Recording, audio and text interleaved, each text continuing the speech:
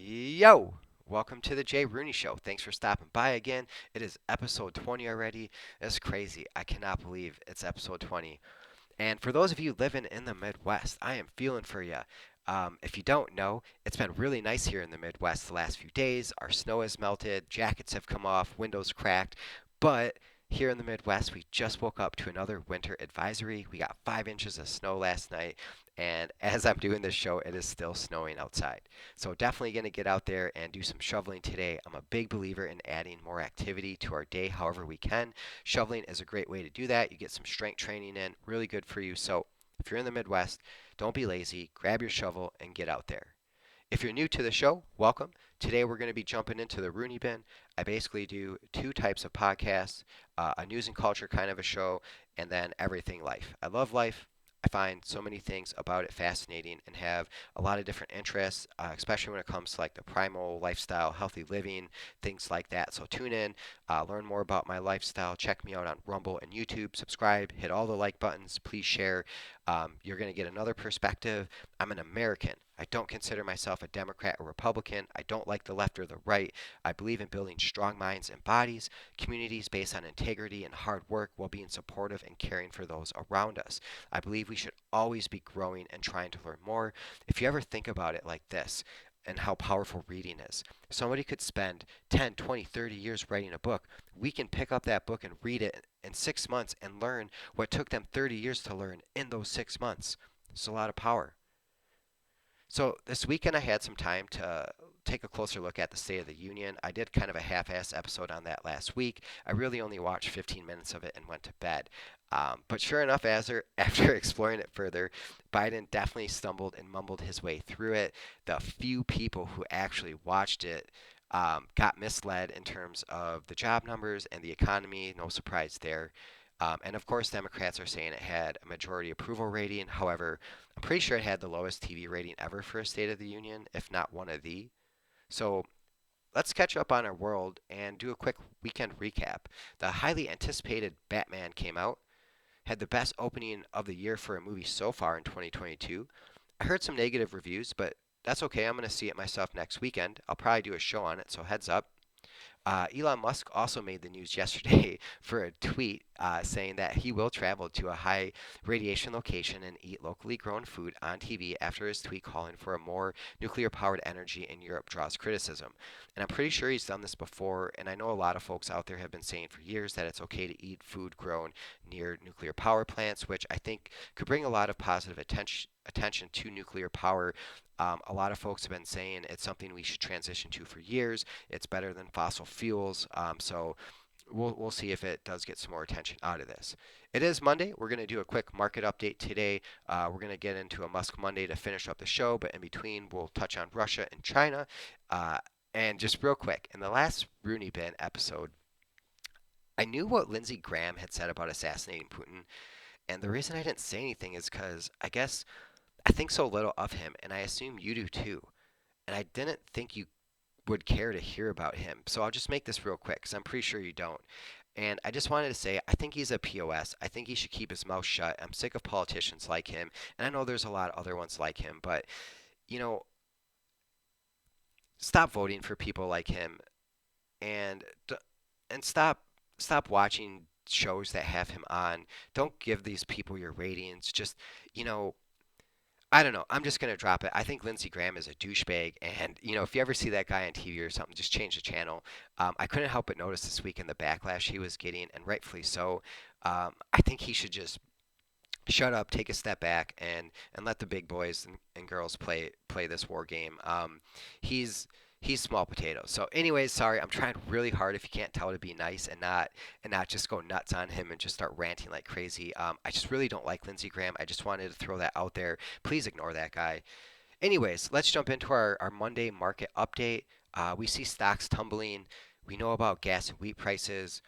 I heard this weekend that lumber costs could potentially be going back up. So, over a million people last year were bid out of purchasing a home, and I think that trend may continue here in 2022. We're going to have to keep an eye on that. I know as someone who wants to purchase a home, that is definitely a gut punch.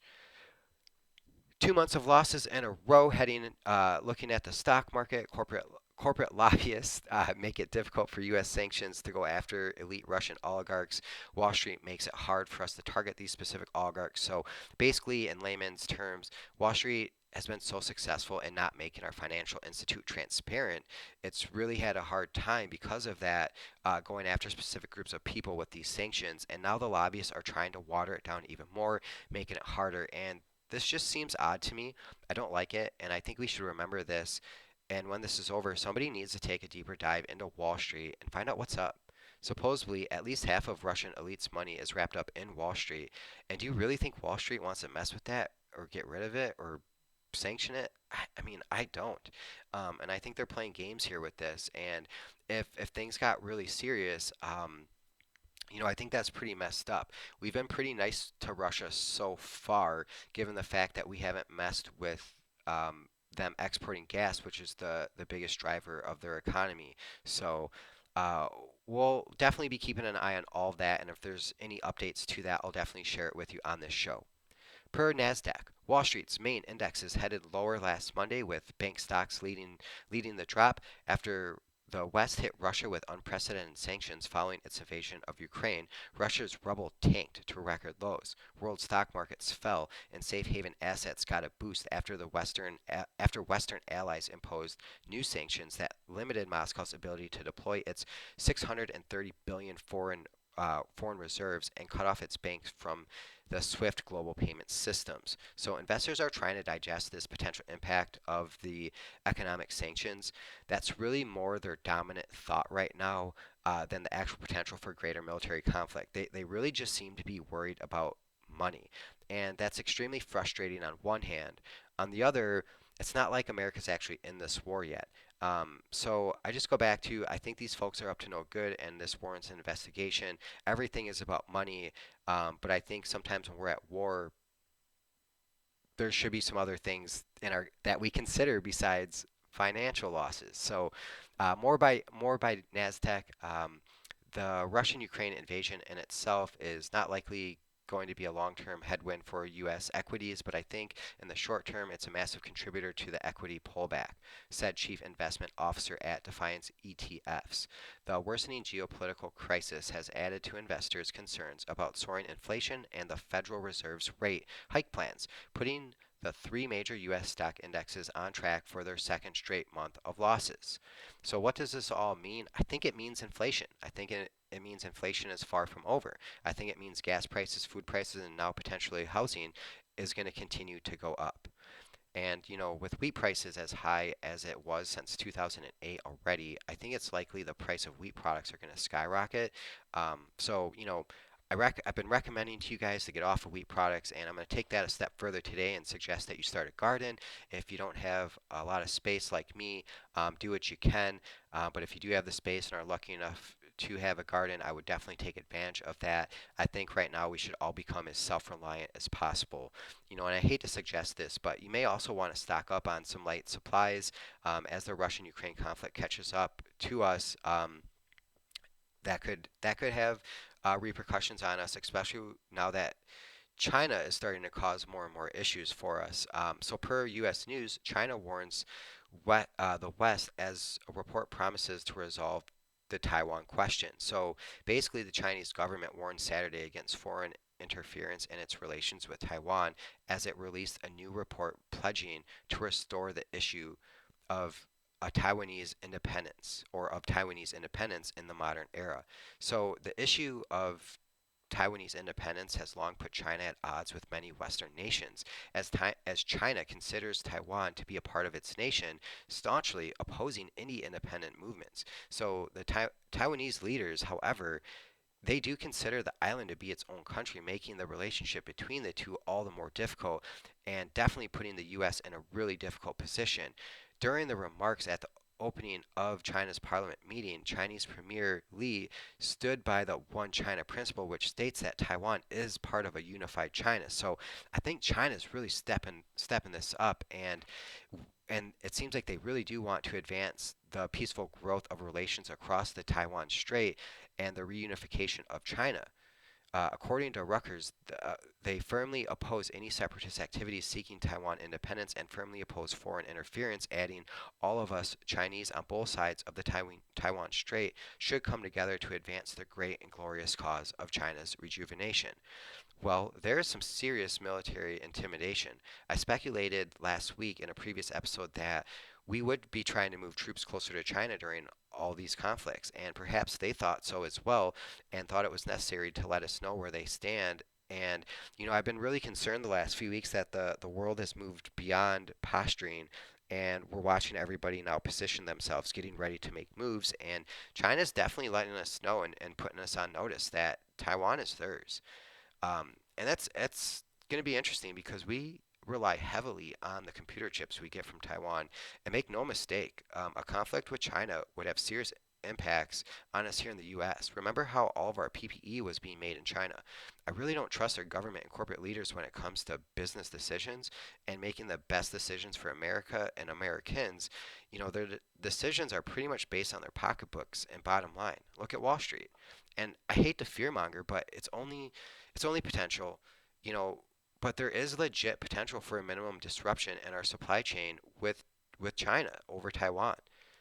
This was China's way of saying choose your next words wisely and make your next moves with care because Taiwan is ours.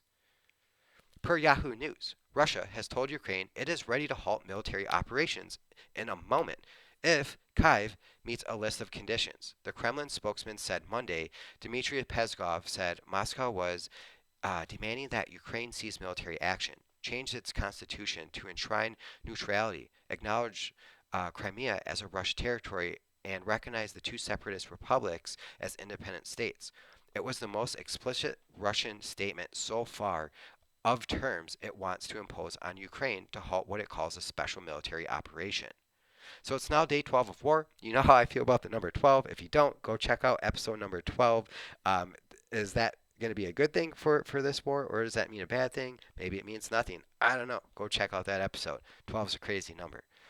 It is Musk Monday, and Musk recently purchased 12 RD-181 engines from Russia that were supposed to he was supposed to get between 2022 and 2024, but with Musk saying that NATO would destroy Russia, Russia officials didn't like that too much and now said the country cannot afford to give up its best rocket engines right now and will be fulfilling Musk's orders. Rogenson, head of Russia's space program, is not happy with Musk's comments and for sending Starlink over to Ukraine. But Musk didn't really seem worried or doesn't really seem to care too much. Now that I had some time to pay closer attention to Biden's State of the Union, I couldn't help but notice Biden snubbing Tesla big time, especially when talking about electric vehicles. Musk is the leader in that category by a large margin, and Tesla employs over 50,000 people. Biden said GM is leading the electric market and excluded Musk from a video the White House put out on electric vehicles recently. And the reality is, Elon Musk produces the most cars from any one plant in America per week and plans to expand as it has just moved to Texas. So that's bogus. Biden's a POS and doesn't deserve to be in the same room as Elon Musk. Why? Why is he a POS? Because these are purpose calculated moves that are only meant to hurt one of the biggest contributors to our world and that America has. Biden is a bad president. He's the worst of my lifetime. And you may have noticed that I went off on Bill Gates the other day. And you might be wondering why I'm such a Musk fan, why I like him so much better. Well, Musk, for one, is not a self proclaimed philanthropist, and he just made one of the biggest donations in history. Also, he just paid the most taxes in history, despite Elizabeth Warren's psychotic attempt at going around saying otherwise. He doesn't just have vision for the future, he takes action. Look at Tesla, SpaceX, Starlink, Neuralink. Look how much we use PayPal now. I mean, seriously, thank you, Musk. Also, agree or disagree, but Musk says what he really thinks. I'm not so sure I agree with Musk that we need more people. It seemed like just yesterday that our population was the biggest problem. Perhaps less people would cause less harm to our planet, and he wouldn't feel such a need to get off of it. Then again, he may know something I don't, and I'm sure it's a lot of things I imagine. He's definitely one of the smartest people walking around, and I am far from that. But Elon Musk is our Nikola Tesla. And some people estimate that over 50% of the technology that we use today, and I am lowballing that big time, is because of Nikola Tesla. Musk, who obviously likes him, named his car company Tesla, in my opinion, is the modern day Nikola Tesla. And back in Nikola's times, um, he was mistreated, pushed to the side, and not really taken very serious. And I think we should be happy that we all get to live in a time with an Elon Musk. These people are rare. So, we shouldn't be treating him that way. He's literally our Tony Stark. If anyone's going to build the Iron Man suit, it would be Elon Musk. And he even made an appearance in Iron Man 2. Recently, he actually revealed the new Tesla Vtol, and this looks like a spaceship. It's super cool. And based on my understanding, it's essentially a private person aircraft, but I believe it can seat two. It has three propellers built into the craft horizontally, like the flying aircraft carrier from the Avengers movie.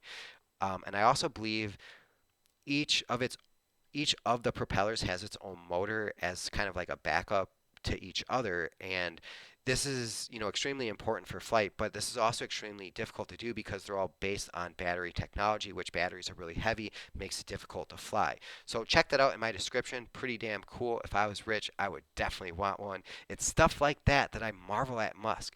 Not only is he providing us with technology to take us into the future, but fun toys along the way. Remember that flamethrower? I mean, damn, I really wanted one of those.